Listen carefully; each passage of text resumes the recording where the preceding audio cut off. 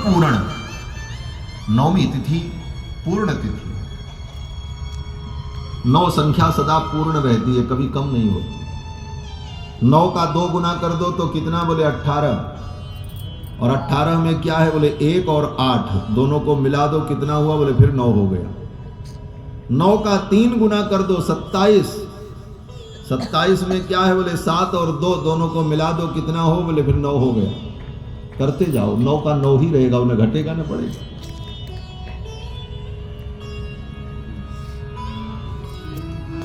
9 का 4 गुना कर दो तो कितना होगा, बोले 36, 6 और 3 को जोड़ दो फिर 9 हो जाएगा। 9 दहा में 90, और 90 से 0 हटा दो, कितना बचेगा, बोले 9 ही बचेगा। 0 तो 0 ही, वो सदा नव रहता है, उसमें कभी कोई विकार नहीं होता। नव संख्या परिपूर्ण संख्या है। और कौन आ रहे हैं, बोले अभी तक भगवान आए, भगवान का अंशावतार हुआ, कलावतार हुआ, आवेशावतार हुआ, लेकिन अब अयोध्या में जो ठाकुर प्रकट होने जा रहे हैं परिपूर्णावतार हो रहा है, इसलिए नौमी तिथि परिपूर्णावतार। पूर्णमदः पूर्णमिदं पूर्णात् पूर्णमुदच्यते, इसलिए नौमी तिथि। और नक्षत्र कौन सा था, बोले भगवान के प्राकट्य का नक्षत्र पुनर्वसु नक्षत्र। पुनर्वसु नक्षत्र का मतलब, वसु माने होता धन, और पुनः माने, पुनः का अर्थ तो आप जानते हैं, पुनर्वसु।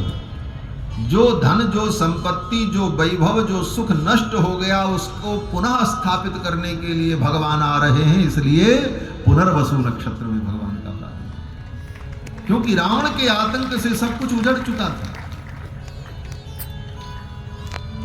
सबको संपन्न करने के लिए भगवान आ रहे हैं। वसु माने संपन्नता, वसु माने संपन्नता। कल भी वसु का अर्थ आया था वसुंधरा में। वसु माने संपन्नता, वैभव, और उसको जो धारण करे वो वसुंधरा पृथ्वी।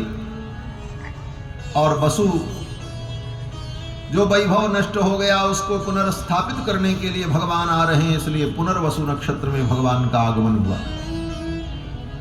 नक्षत्र पुनर्वसु। और दिन कौन है, बोले मंगलवार। मंगलवार को भगवान अवतरित हुए रामावतार में। मंगल दिन का भगवान ने चयन क्यों किया, बोले सारे पृथ्वी का मंगल करने के लिए, जो मंगल के भी मंगल हैं, मंगलानाम च मंगलम, पवित्राणाम पवित्रम यो मंगलानाम च मंगलम। मंगल को भी मंगल करने के लिए, संपूर्ण पृथ्वी का मंगल करने के लिए भगवान मंगलवार को अवतार ले रहे हैं। और ये कौन आ रहे हैं, बोले मंगल भवन आ रहे हैं। मंगल भवन अमंगल हारी, द्रवहु सु दशरथ अजिर बिहारी। ऐसे मंगल भवन का मंगलवार के दिन प्रादुर्भाव हो रहा है। जोग लगन ग्रह बार तिथि सकल भये अनुकूल, भगवान का प्राकट्य हुआ। देखो, भगवान जब प्रकट हुए तो पुनर्वसु नक्षत्र था, और भगवान के प्रकट होने के 18 घंटे बाद भरत जी का प्राकट्य हुआ है, तुरंत नहीं हुआ। लोग यही जानते हैं, चारों भाई एक ही दिन पैदा हो गए, प्रकट हो गए एक साथ। भगवान श्री राम के प्रकट होने के 18 घंटे बाद भैया भरतलाल का प्रादुर्भाव हुआ, और भरत जी के प्राकट्य के 6 घंटे बाद श्री लखनलाल और शत्रुघ्न लाल का प्रादुर्भाव। तीनों के नक्षत्र अलग अलग हैं। राम जी का नक्षत्र पुनर्वसु है, और पुनर्वसु नक्षत्र जब समाप्त हो गया, पुष्य नक्षत्र आया, तो पुष्य नक्षत्र के मीन लग्न में श्री भरत जी का प्रादुर्भाव हुआ। महर्षि वाल्मीकि कहते हैं कि पुष्ये जातस्तु भरतः मीन लग्ने प्रसन्नधीः। पुष्य नक्षत्र के मीन लग्न में भरत जी का प्रादुर्भाव हुआ, और जब पुष्य नक्षत्र समाप्त हो गया तब कौन नक्षत्र आया, श्लेषा नक्षत्र आया। पुनर्वसु पुष्य, पुष्य के बाद श्लेषा। जब श्लेषा नक्षत्र आया तो श्लेषा नक्षत्र में लखन लाल का और शत्रुघ्न लाल का प्रादुर्भाव हुआ। वाल्मीकि जी कहते हैं कि सार्पे जातौ तु सौमित्रिः कुलीरेभ्युदिते रवौ। सार्पे जातौ तु सौमित्रिः, श्लेषा नक्षत्र को ही सार्प नक्षत्र कहा जाता है।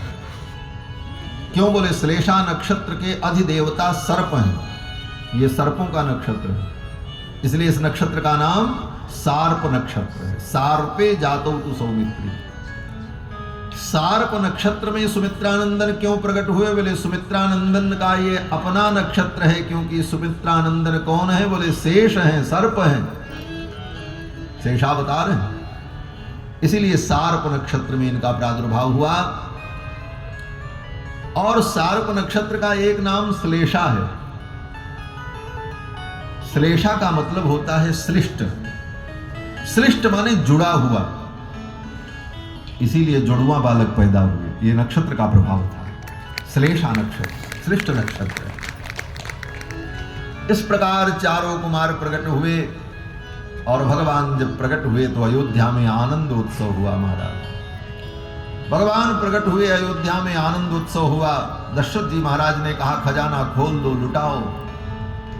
अब तो महाराज खजाना खोल दिया गया।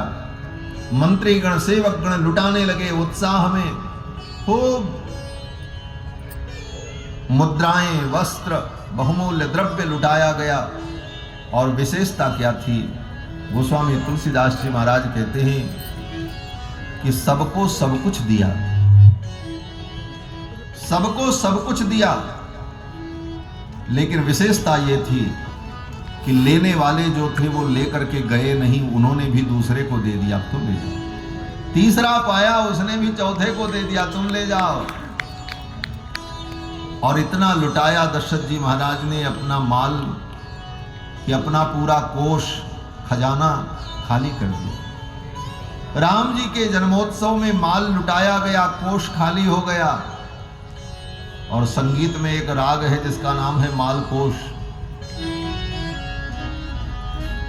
सर्वसदान दीन सब काहू, सर्वसदान दीन सब काहू, यही पावा राखा नहीं काहू, यही पावा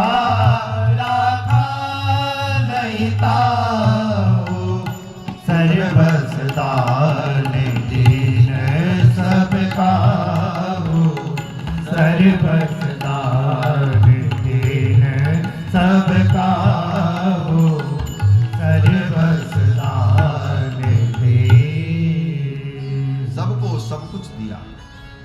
विशेषता क्या थी? बोले जय पावा राखा नहीं था, जो पाया वो भी नहीं रखा।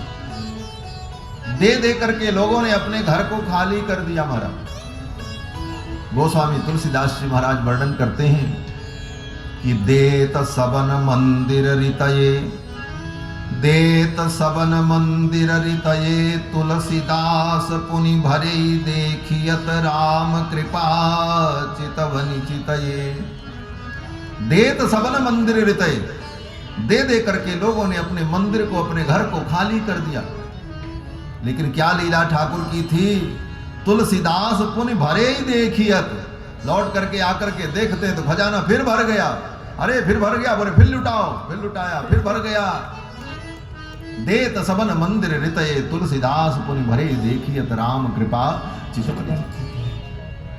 ऐसी लीला महिमा भगवान की सेवा में, परमार्थ में, धर्म में, ठाकुर के उत्सव में व्यक्ति अगर लुटाता है तो धन की कभी कमी नहीं होती, सब भर जाता है।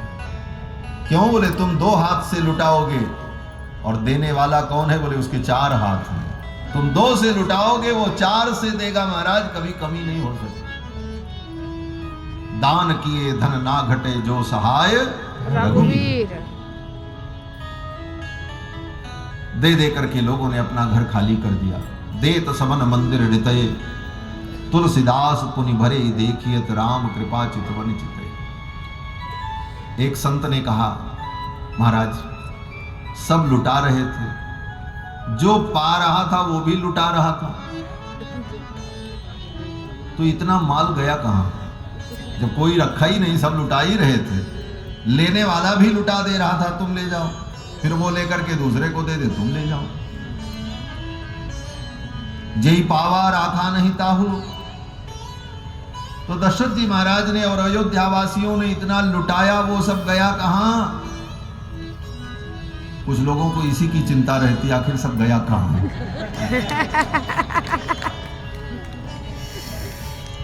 अयोध्या वासियों को चिंता नहीं थी, वो तो आनंद में थे, भगवान के उत्सव के आनंद में। लेकिन कुछ लोगों को चिंता थी, महाराज ये सब गया कहां?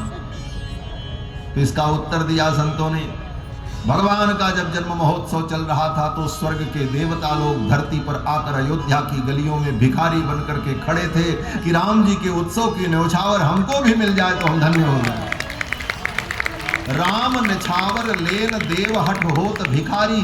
देवता भिखारी बनकर के अयोध्या की गलियों में खड़े थे और राम जी की न्यौछावर लूट कर ले लेकर के स्वर्ग जा रहे थे। अयोध्यावासी तो लुटाने में लगे थे। और ये उत्सव जब हुआ, दूर दूर की